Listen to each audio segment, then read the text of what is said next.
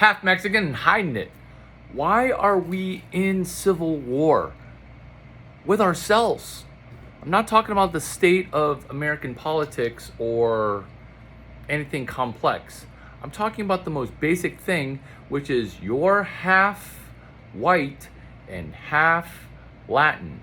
You're half Caucasian and half Chinese. You're 93% Chinese and 7% Japanese and 7% Mexican. That makes me Japanic Asian.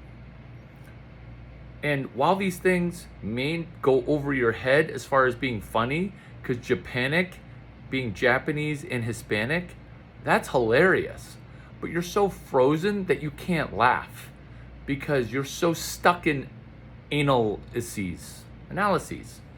So let's solve your problem, which is your civil war, where you're, oh, I really like this guy, Larry, but like, I need to be a cunt to him so that way I won't get him.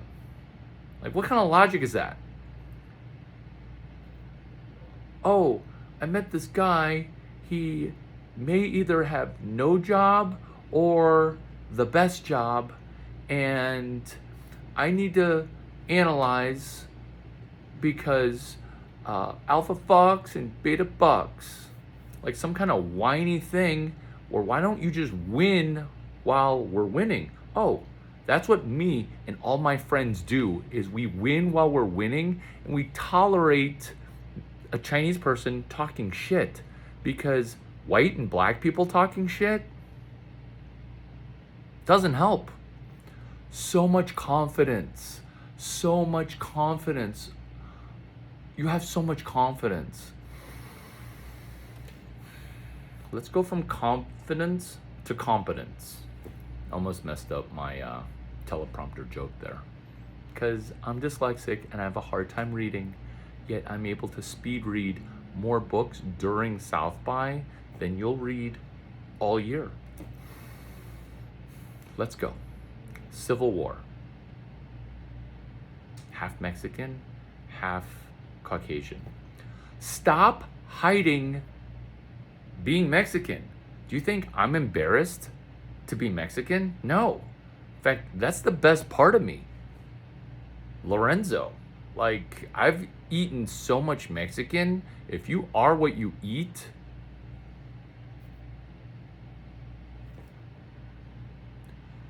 what I'm encouraging you to do to put a halt to your internal civil war is this. You ready? I think you're ready.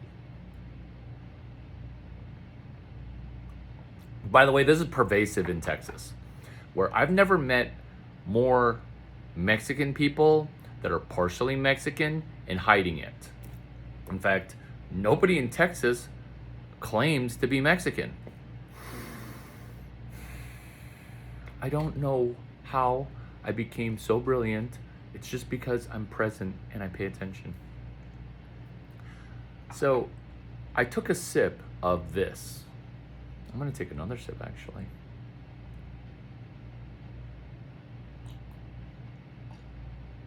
Creeps me out when people do this.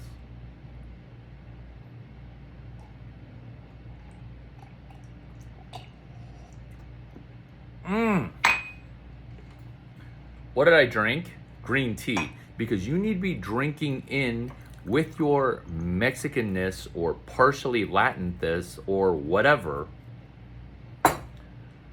installing the Chinese inside of you. Before you think that's some complex sexual reference that you are actually looking forward to on March 18th when South by ends, it is not. It is a purely best practices, non-cultural appropriation. Yeah, what I'm talking about is you can just put some Chinese mindset inside of you. You can be Chinese.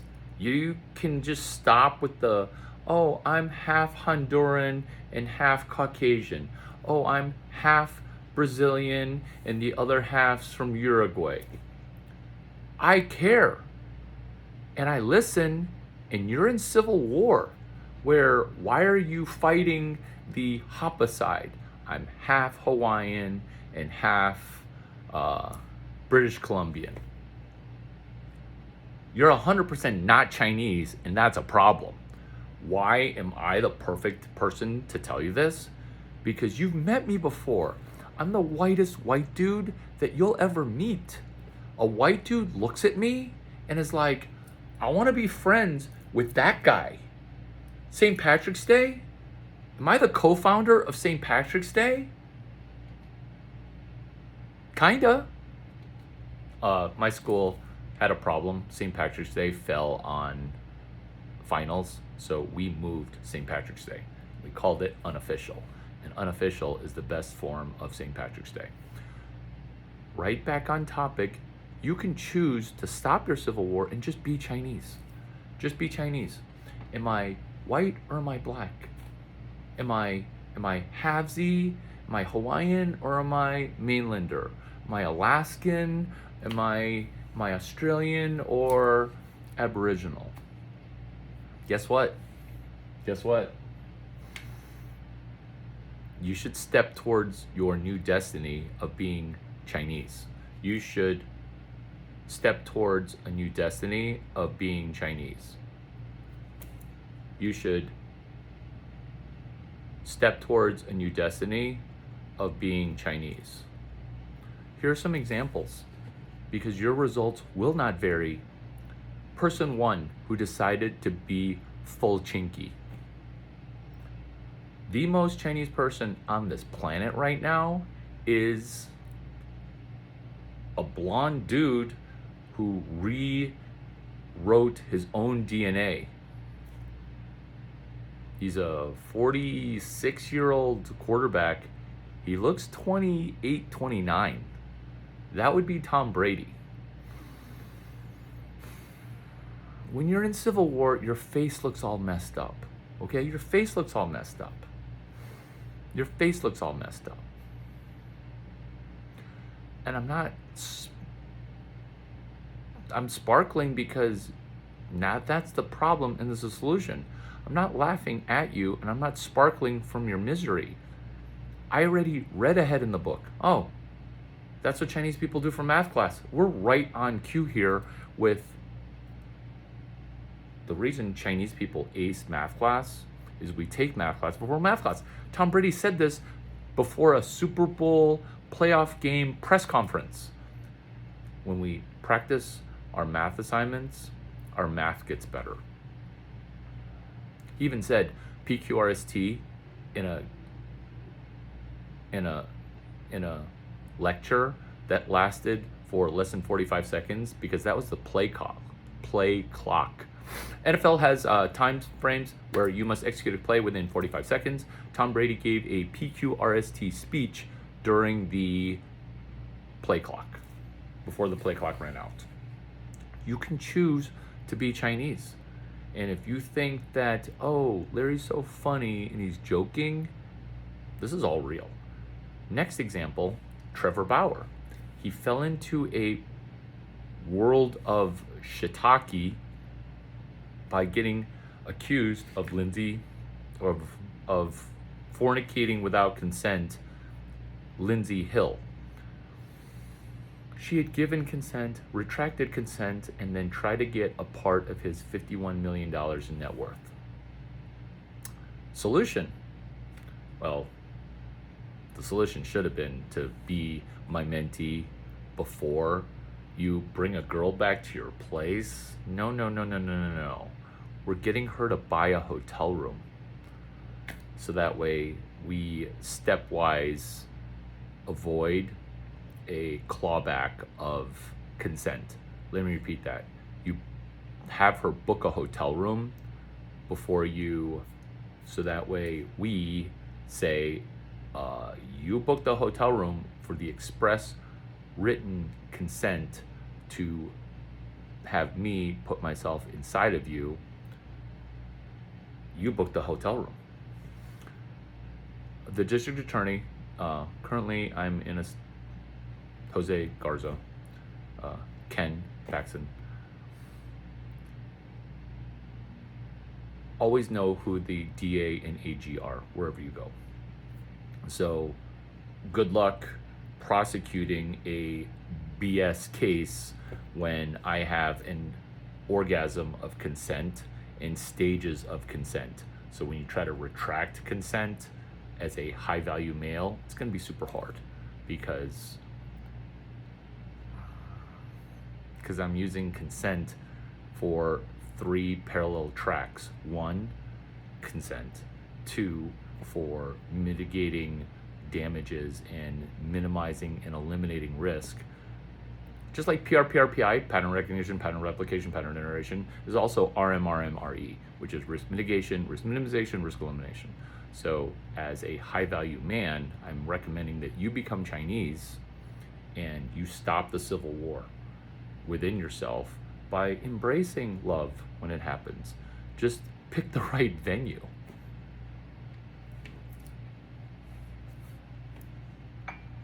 This green tea is from Trader Joe's. And do you see how Trader Ming's is a funny joke that's real? Because this green tea is delicious.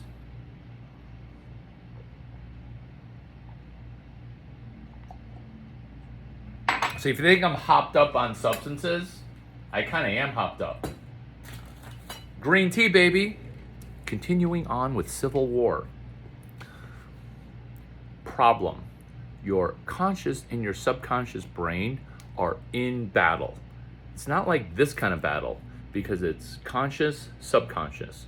And when your beta and alpha and your theta and delta are in, this is conscious, this is subconscious. When they are in dis-ease, your body gets dis-ease. And I can see it in your face.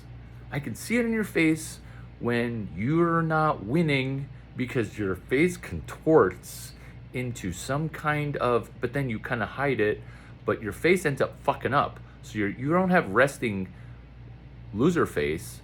You don't have resting bitch face. You have resting civil war face. Why am I, oh wait, I am. I was gonna say, why am I not lecturing at the best schools? I'm like, I actually lecture at 3 schools that I didn't attend. I'm lecturing actually at 3 schools, only one of which I got into. So I'm lecturing at 3 schools, Harvard, MIT, and Stanford. How douchey am I? It's not douchey because if you're like, oh my God, you're so proof of work. That's what you should be saying. That's what you should be saying. Because those 3 schools, it's hilarious to me because I know what I'm about to say. Because those 3 schools, I only lectured about content from one book. What they don't teach you at Harvard Business School. Okay. Let's talk about being Chinese in reading books, because it seems kind of fraudulent to quote other people's books. I'm getting more hot water, don't go away. Or actually go away, screw off, I don't care. So, as a Chinese person, I'm worried about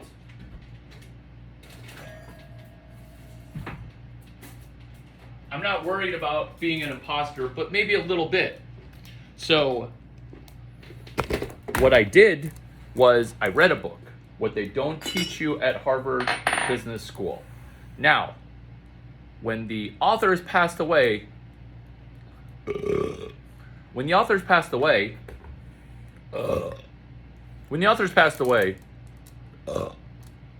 so much liquid. I don't burp from digestion. I burp from hot liquid or warm liquid. And then after coitus, when I drink a lot of water, I actually fart. Otherwise, I never fart. I have the digestive tract of a 12-year-old boy, a 12-year-old Chinese boy. actually 11-year-old Chinese boy, because that's what I identify as.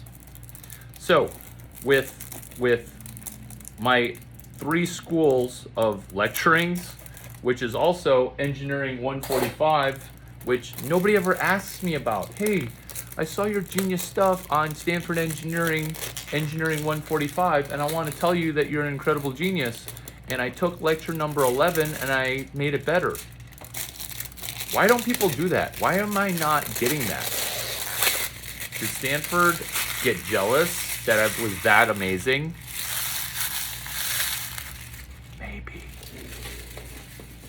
Maybe. That's okay, because I'm doing, I know. Brady, good morning, buddy. Brady, you sleeping well? You're such a good dog. You're such a good dog. Brady thinks I'm a good athlete because anything I throw goes to where it should go. So, MIT, Stanford, Harvard.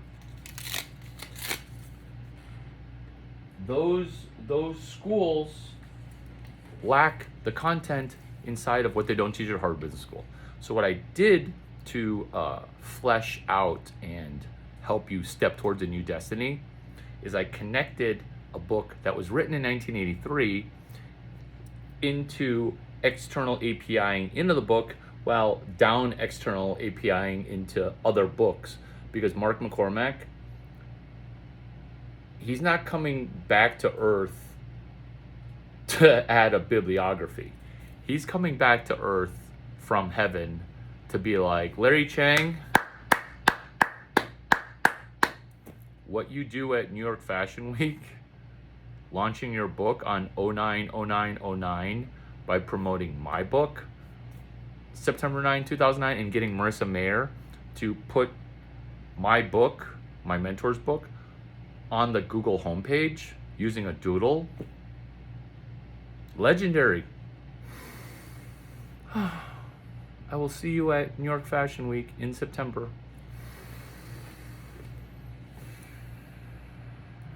Harvard, MIT, Stanford, New York Fashion Week. I seem like a genius, and thank you for thinking I'm a genius, but I'm actually a genius. But I tell people I'm not a genius because all I do is quote from Mark McCormack. And when I'm giving these lectures, I'm just doing Mark McCormack shit. For example, lecture 9, Engineering 145. Tom Kozlik, Tom Byers, Randy Komisar. They thought when I was offered a teaching gig for Engineering 145, technology, entrepreneurship,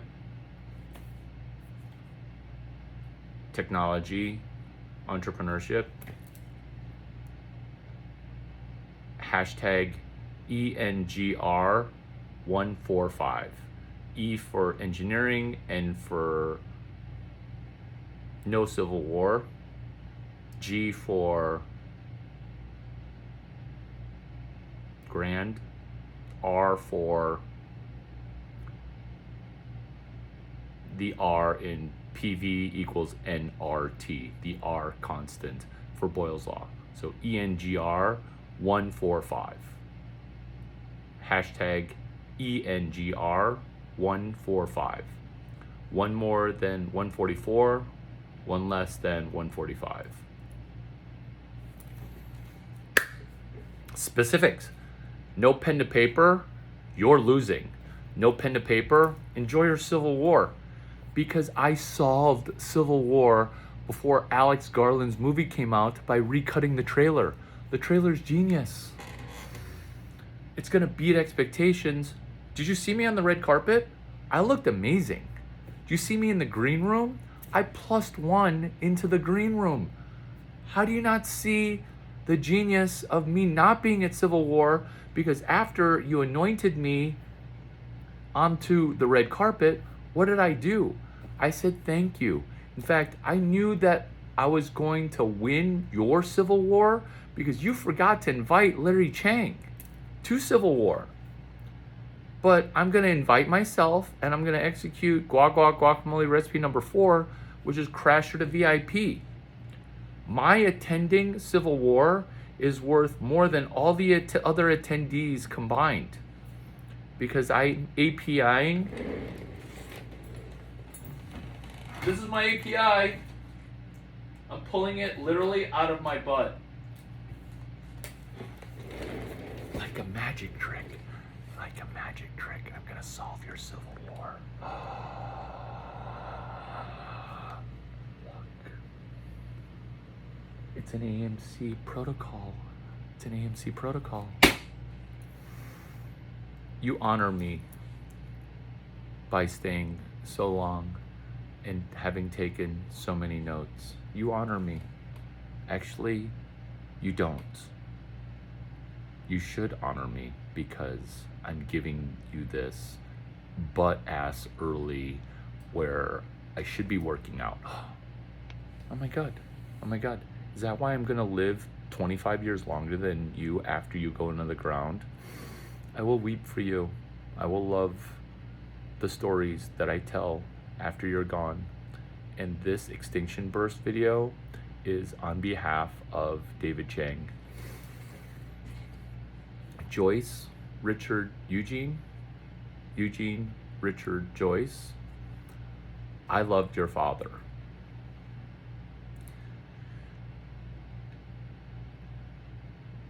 And it pains me that I can't be there with you guys today.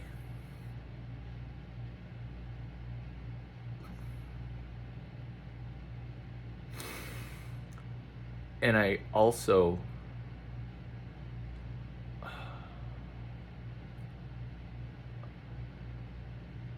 granted, I'm gonna be there with him at Skylawn like for the duration because I bought a plot there. But I can't be there either from the 14th to the 17th of April. By the way, that is some genius planning, by the way. Thank you. To stagger it. Like, that is some Chang family. It's genius. Like, passing on Friday, 2 weeks away, the funeral, and then 6 weeks away, another one. Like,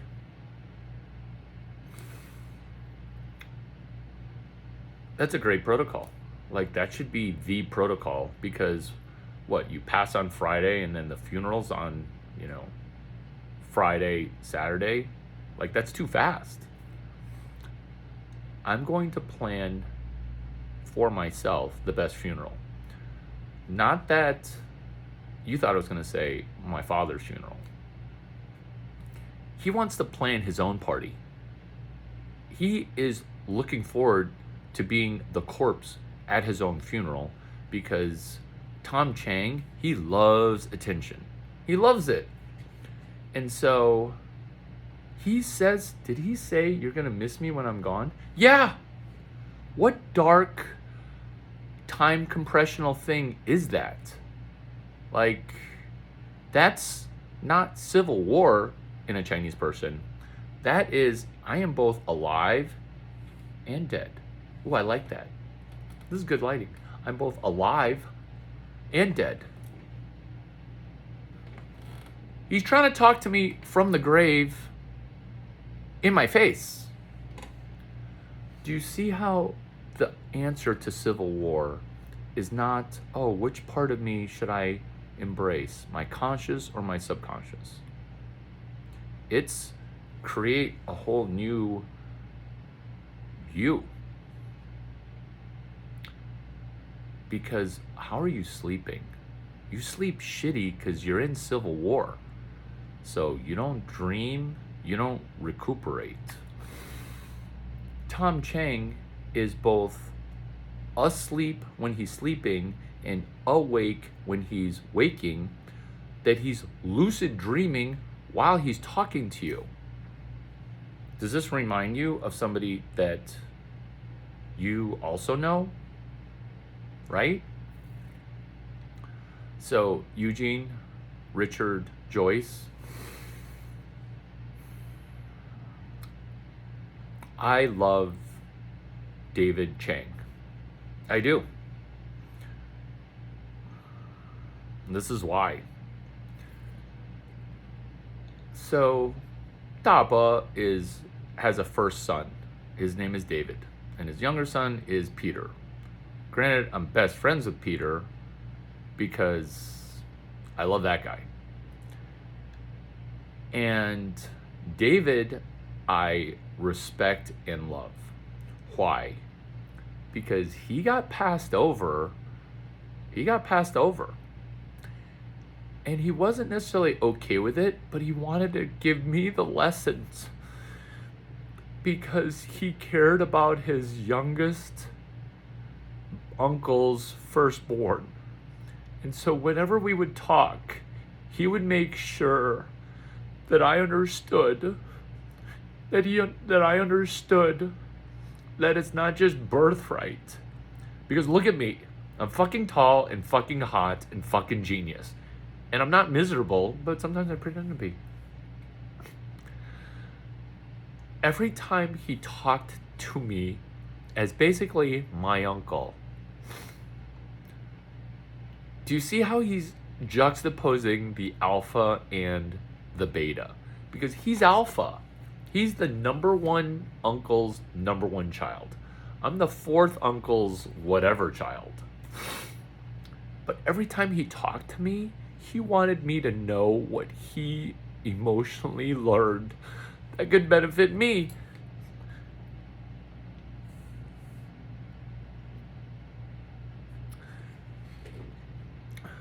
I don't know the details of your guys' relationship. Okay? Maybe you... Because this is what I hate. I hate when people love Tom Chang because I'm like, you don't know the monster. You don't know the monster I had to deal with. And it wasn't a monster, but like, I kind of didn't like it when people really liked them. I didn't. This is Sully. He's a monster. If you look at him closely, kind of looks like my dad. This is a picture of my mommy. So pretty, right? I didn't like it when people told me that they love my dad. So I know I'm putting myself at danger and at risk for saying I love your dad. But when your dad talked to me, he didn't tell me that he loved me, okay? He wasn't like, 蒋焕, 你长得那么可爱, 我很爱你啊, okay? That's not what he said. He said something better. Because that wouldn't be creepy, because I would take it. I'd be like, oh, thank you. I try to be cute, because all I am is fucking hot. So, the way that he would talk to me is he would stress this truth, which is his younger cousin passed him. So, this is what I mean.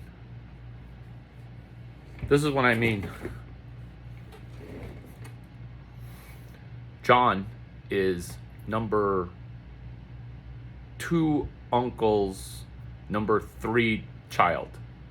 So John is number 2.3 and David is 1.1, and David got surpassed, and he wanted to tell me, Larry Chang, hey, you make sure that you hustle your shit because you can't just be tall and hot. No.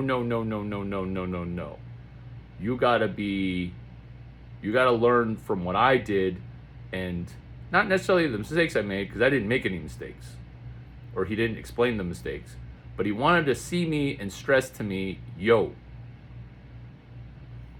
the number 2 uncle's number 3 child surpassed me. Don't let that happen to you, Larry Chang. I'm gonna go take a smoke break. I loved your dad so much that I was willing to go on smoke breaks with him.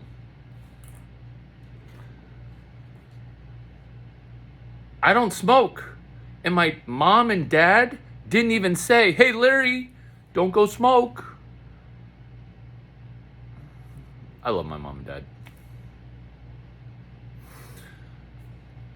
I love your dad because he had a uncle vibe to him that when he saw me, he helped me. And if me saying that I love your dad makes you mad, know that when you say I love Tom Chang, that used to make me mad. Or if you think he's funny, or if you think he's charming, or if you give him attention because he loves attention because he's the baby of the family. Like, I surpassed him in maturity when my mother passed. I surpassed him. That's why you get the current state of child man child. And am I in civil war with myself because of this? No. Oh, women throw putty so much that when you're 11, you're in a three-way. Okay? Did I beat myself up and then go gay? No. No. This is why I shouldn't talk at a eulogy, because these things helped me greatly in the same way that also your dad, who I love. Somebody stumbled, which was his dad. And I am the beneficiary of David making sure that I don't fuck up. How uncle vibrational, uncle mentorship is he? How much so is he? A lot, right? Because he did the mentorship from a component of, I'm going to say these things and you can either listen or not listen. I'm not going to yell at you for these things, but I care about you because you're my little uncle's first kid. There's an age difference between number one uncle and my dad, number four uncle, of 20 some years. So David's actually slightly older than my dad. And having an uncle who's younger than you isn't awkward, it's dynamic. But the way that your father, David Chang, loved me was as if he was his older uncle that produced a number 3 child that surpassed him, that he still mentored. And he's a great, like, your father, he lives on through me. Ever since Friday, like, I've been mindful of David Chang. And I don't know what his extinction burst was, and I don't know why he died, okay? And I'm not just gonna, like, ask, oh, well, how did he die? I'm trying to explain to you how he lived. And I'm trying to step towards my new destiny by the snippet of why I care. Because I care. Why he was impactful. Why you guys have Civil War-ish mixed feelings about his role. Because when you say Civil War, which is this video, I dealt with Tom Chang, Gemini. Oh my God. MIT engineer to top 50 physicist in North America. Like, me even bringing up Tom Chang's astrological sign, where I am all the signs, is funny because of Civil War, with having to deal with 2 fathers. And maybe that applies to you guys, because you're like, why was David Chang, my dad, so nice to Larry, whereas, like, you know, in our family, like, emotions ran hard. That's because when you're mentoring your nephew, which I'm promoting him to Uncle David as I demote myself to Cousin Larry. Sorry, did I say Cousin Larry? I meant Nephew Larry. I'm sorry, did I say Nephew Larry? I need another demotion to under nephew. So your dad, David Chang, I just promoted to not only uncle but great uncle, because he's a great uncle. And depending on where you put the comma, is is dependent on is dependent on how you see the alpha and the beta status. Hugs. I love you guys too. Stay safe.